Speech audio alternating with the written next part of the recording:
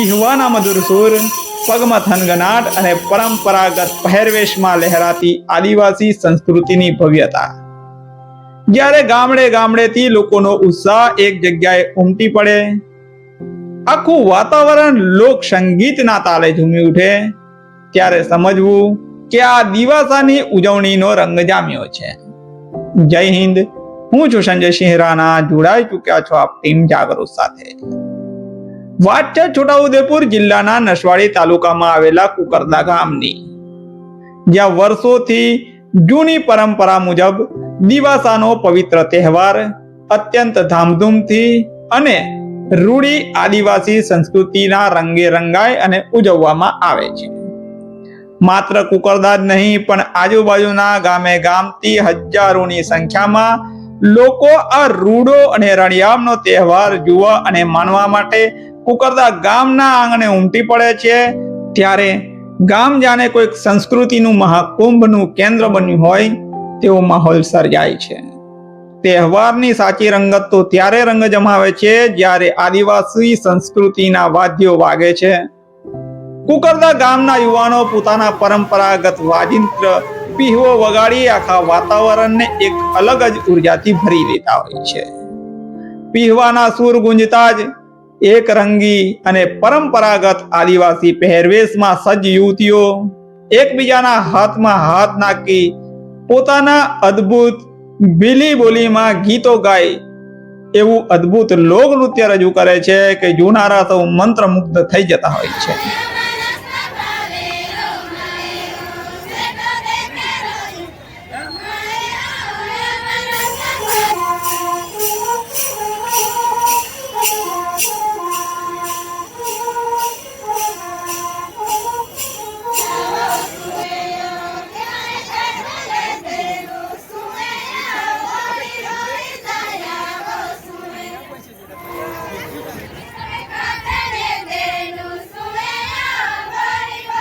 આ નૃત્યમાં માત્ર પગના તાલીમબદ્ધ સંગમ નથી હોતા, પરંતુ પેઢી દર પેઢી સચવાયેલો વારસો ધબકતો હોય છે. પણ મિત્રો, પ્રશ્ન અહીં એ થાય છે કે આદિવાસી સમાજમાં દિવાસાનું આટલું બધું મહત્વ શા માટે? આદિવાસી સંસ્કૃતિ એ પ્રકૃતિ સાથે સીધી જોડાયેલી સંસ્કૃતિ છે. અષાઢ મહિના દરમિયાન આ સમય ખેતીની મોસમનો હોય છે. ખેતીનો આ પ્રારંભિક ગાળો છે. આ દિવસોમાં ખેતીના કામો ચાલતા હોય છે.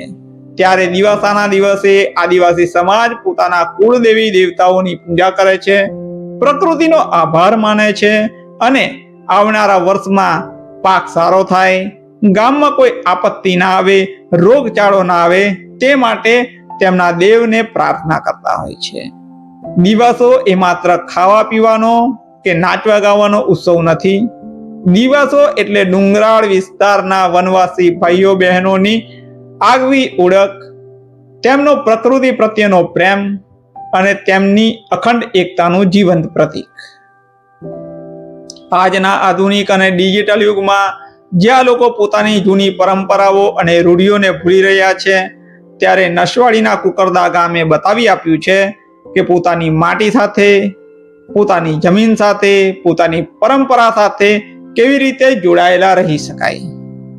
પોતાના પૂર્વજોના વારસાને એટલા જ ગર્વ અને ઉત્સાહથી જીવંત રાખતી આ ઉજવણી ખરેખર દિલને જીતી લે તેવી હોય છે.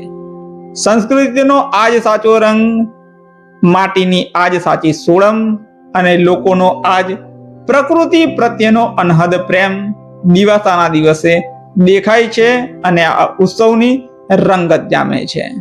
જુઓ, નસવાડી તાલુકાના કુકરદા ગામે યોજાયેલા દિવાસા પર્વના આ સુંદર અને નયનરમ્ય દ્રશ્યો ટીમ જાગૃત સાથે. નમસ્કાર. જય આદિવાસી. આજ રોજ દિવાસા નિમિત્તે કુકરદા ખાતે ઘણી ખરી સંખ્યામાં આદિવાસીઓ પોતાના નૃત્ય, પોતાના વાજિંત્રો અને પોતાની વેશભૂષા સાથે આજે બધા ભેગા થયા છે અને પોતાના નૃત્ય કરીને આવનારા પેઢી માટે આદિવાસી સંસ્કૃતિ જાગૃત થાય અને આદિવાસી સંસ્કૃતિ માટે એક મેસેજ મળે, એના લીધે બધા ભેગા થઈને આજે દિવાસાનો તહેવાર ઉજવવામાં આવે છે. એના માટે દરેકે પ્રયાસ કરવો જોઈએ અને દરેકે પોતાની સંસ્કૃતિ જાળવી જોઈએ.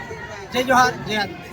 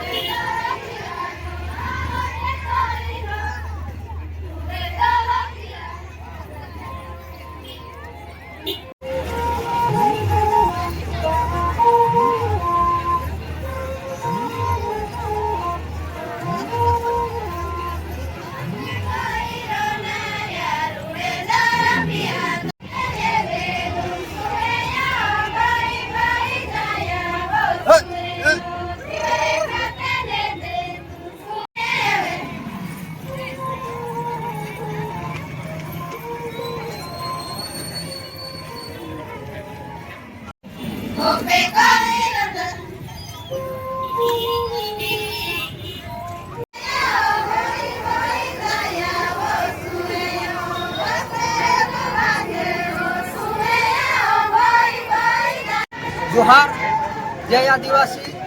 દર વર્ષે અમે દિવાસા નિમિત્તે આદિવાસી પહેરવેશમાં, બોલી ભાષામાં અને ઢોલ માંદણ સાથે અમે દિવસો ઉજવીએ છીએ. એવી જ રીતના આજે ઘણી ખરી સંખ્યામાં અમે આજે દિવસો ઉજવીએ છીએ અને બહારથી પણ લોકો જોવા માટે આવે છે. આ અમારી રીત રિવાજ બોલી ભાષામાં અમે ઉજવીએ છીએ અને જ્યારે પણ જળ જંગલ જમીનની રક્ષા કરવાની જરૂર પડશે ત્યારે અમે આદિવાસીઓ એક થઈને રક્ષા કરીશું. જોહાર, જય આદિવાસી.